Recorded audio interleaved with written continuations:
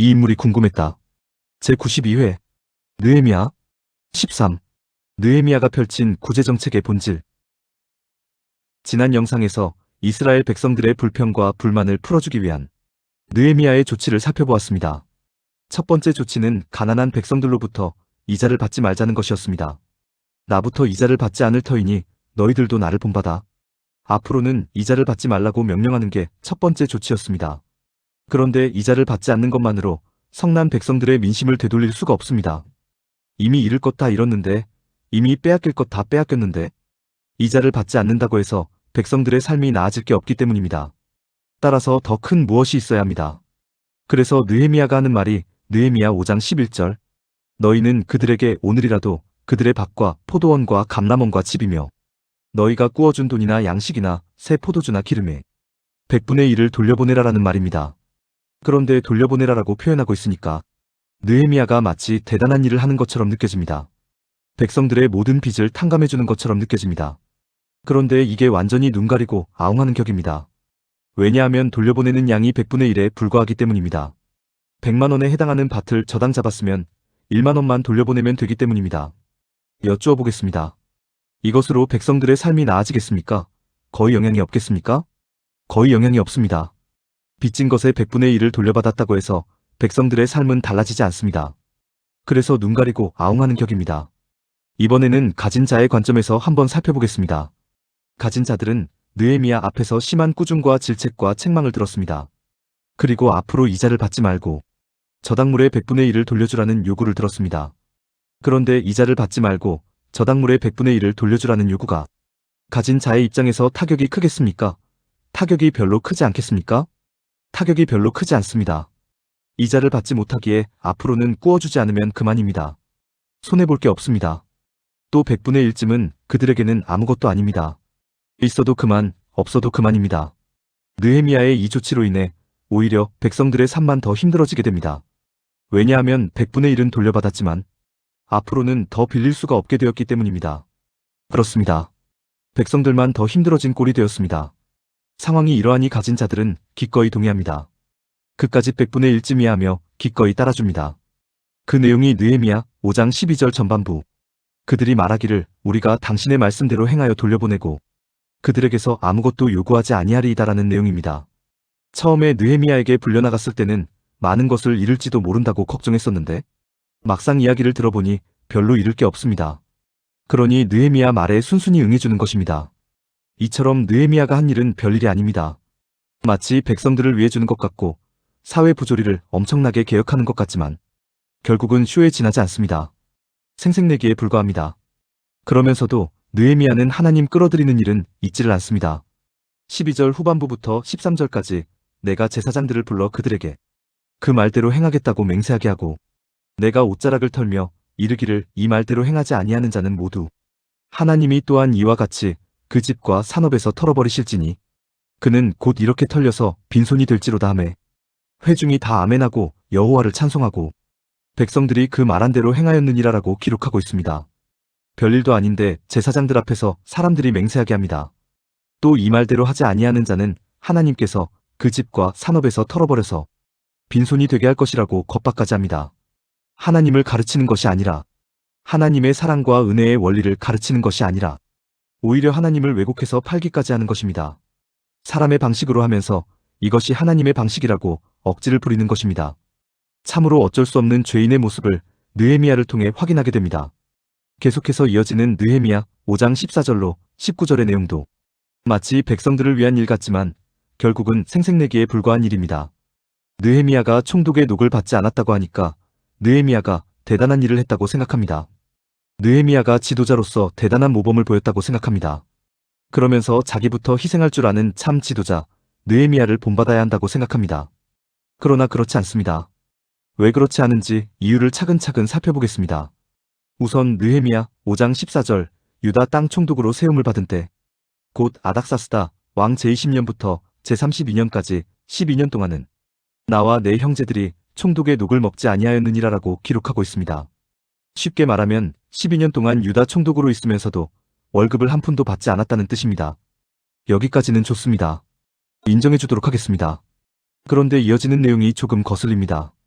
느헤미야 5장 15절로 16절. 나보다 먼저 있었던 총독들은 백성에게서 양식과 포도주와 또 은 40세겔을 그들에게서 빼앗았고 또한 그들의 종자들도 백성을 압제하였으나 나는 하나님을 경외함으로 이같이 행하지 아니하고 도리어 이 성벽 공사에 힘을 다하며 땅을 사지 아니하였고 내 모든 종자들도 모여서 일을 하였으며라는 기록이 눈에 거슬립니다. 느헤미야 자신이 총독의 녹을 먹지 않은 것까지는 좋다고 말씀드렸습니다. 인정해준다고 말씀드렸습니다. 그런데 왜 굳이 전임 총독들이 했던 일을 들먹이느냐는 것입니다. 왜 굳이 전임 총독들과 그들의 종들이 백성들을 괴롭힌 사실을 들먹이느냐는 것입니다. 느헤미야가 왜 그렇게 합니까? 그래야 자신이 조금이라도 더 돋보이기 때문입니다. 그냥 자기 혼자 총독의 녹을 받지 않았다고 하면 별로 특별할 게 없습니다. 그럴 수도 있지 뭐 라고 하며 별로 알아주지 않습니다. 그러나 전임 총독들은 총독의 녹을 당연히 받았을 뿐만 아니라 이에 더해서 그들의 종들과 더불어 백성들을 수탈했다고 하면 총독의 녹을 받지 않는 느헤미야 자신의 행위가 얼마나 대단한 일인지 훨씬 더 부각됩니다. 땅을 사지 아니하였다는 말이나 내 모든 종자들도 모여서 일을 했다는 내용도 다 똑같은 의도입니다. 즉 자신의 행위를 더 돋보이게 하기 위한 의도입니다. 느헤미야가 얼마나 생색내기를 좋아하는 인물인지를 알 수 있습니다. 느헤미야가 얼마나 자신의 일을 드러내기를 좋아하는 사람인지를 알 수 있습니다. 느헤미야 5장 17절도 마찬가지입니다. 내 상에는 유다 사람들과 민장들 150명이 있고 그 외에도 우리 주위에 있는 이방 족속들 중에서 우리에게 나아온 자들이 있었는데 라고 기록하고 있습니다. 이 내용도 느헤미야가 자신의 일을 자랑하는 내용입니다. 150명의 관리들과 많은 유다 사람들과 자신에게로 돌아온 많은 이방 사람들을 먹여 살렸다는 내용입니다. 총독의 녹도 받지 않았다는 것으로부터 출발해서 땅도 사지 아니하였고 오히려 수많은 사람을 거두어 먹였다고 한껏 자랑하고 있습니다. 여러분 생각은 어떻습니까? 느헤미야가 자랑할 만하다고 생각하십니까? 물론 그럴 수 있습니다. 그런데 과연 그것이 자랑거리인지 다음 구절을 보시면 생각이 확 바뀔 것입니다. 느헤미야 5장 18절 매일 나를 위하여 소 한 마리와 살진 양 6마리를 준비하며 닭도 많이 준비하고 열흘에 한 번씩은 각종 포도주를 갖추었나니 비록 이같이 하였을지라도 내가 총독의 녹을 요구하지 아니하였음은 이 백성의 부역이 중함이었더라라는 내용이 있습니다. 느헤미야가 자신에게 딸린 식솔들을 부양하기 위해서 매일 소 한 마리와 양 6마리를 잡고 많은 양의 닭을 준비했다고 합니다. 또 열흘에 한 번은 각종 포도주를 준비했다고 합니다. 이게 무슨 의미입니까? 쉽게 말해 느헤미야가 엄청난 부자라는 의미입니다. 우리가 상상도 할 수 없을 만큼 느헤미야는 많은 것을 소유한 사람이라는 의미입니다. 이런 느헤미야에게 총독의 녹이 대단하겠습니까? 대단하지 않겠습니까? 대단하지 않습니다. 하루치 용돈도 안 될 수 있습니다. 이처럼 느헤미야는 하루 먹을 거리로 소 한 마리와 양 6마리와 많은 양의 닭을 준비할 정도로 부가 넘치는 사람입니다. 그런 그가 총독의 녹을 받지 않는다고 해서 대단한 일이 전혀 아니라는 것입니다. 놀랄만한 일이 전혀 아니라는 것입니다. 그런데 느헤미야는 뭐라고 그럽니까? 내가 총독의 녹을 요구하지 아니하였음은 이 백성의 부역이 중함이었더라라고 합니다. 마치 백성들을 생각해서 마치 백성들을 위해서 그렇게 한 것처럼 말합니다.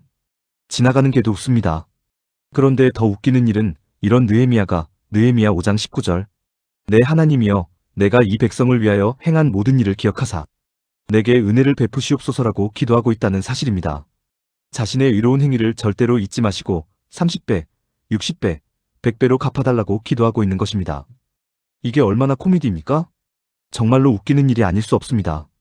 느헤미야가 조금이라도 이스라엘 백성들을 생각하고 있었다면 밭과 포도원과 자녀들까지 빼앗긴 이스라엘 백성들에 대한 측은지심이 조금이라도 존재하고 있었다면 뭐라고 기도해야 합니까? 하나님, 저들에게 은혜를 베푸시옵소서. 하나님, 저들에게 꿈과 희망을 주시옵소서. 하나님, 저들을 행복하게 해줄 수 있는 지혜를 주시옵소서. 이렇게 기도해야 합니다. 그러나 그런 기도를 느헤미야에게서 기대할 수 없습니다. 왜냐하면 느헤미야는 죄인이기 때문입니다. 오로지 자기의 유익과 이익과 권리와 명예와 행복만을 위해 이스라엘 백성들을 수단화하고 도구화하는 죄인이기 때문입니다. 정리하겠습니다. 이스라엘 백성들의 불평과 불만을 풀어주기 위한 느헤미야의 조치를 살펴보았습니다. 느헤미야는 자신이 잘못된 사회 구조를 좌시하지 않았고 그것을 개혁하려는 사람이었다고 자랑하고 있었습니다. 백성들의 아픔을 외면하지 않았고 사회 부조리를 바로잡으려고 노력하는 사람이었다는 것을 과시하고 있었습니다. 그러나 느헤미야의 개혁이 별 의미 없는 개혁이라는 것을 알 수 있었습니다. 백성들에게 아무런 도움도 주지 못하는 형식적인 정책, 생색내기 정책에 불과하다는 것을 알 수 있었습니다. 사람의 방식, 즉 죄의 방식을 따른 것으로 아무 실효성이 없는 정책이라는 것을 알 수 있었습니다. 오히려 느헤미야가 자기 자신밖에 모르는 죄인이라는 것을 알 수 있었습니다. 그 결과로 이스라엘 백성들은 여전히 어리석고 무지한 백성으로 살아갈 수밖에 없습니다. 그래서 오시는 분이 누구십니까? 그래서 오시는 분이 바로 예수 그리스도이십니다.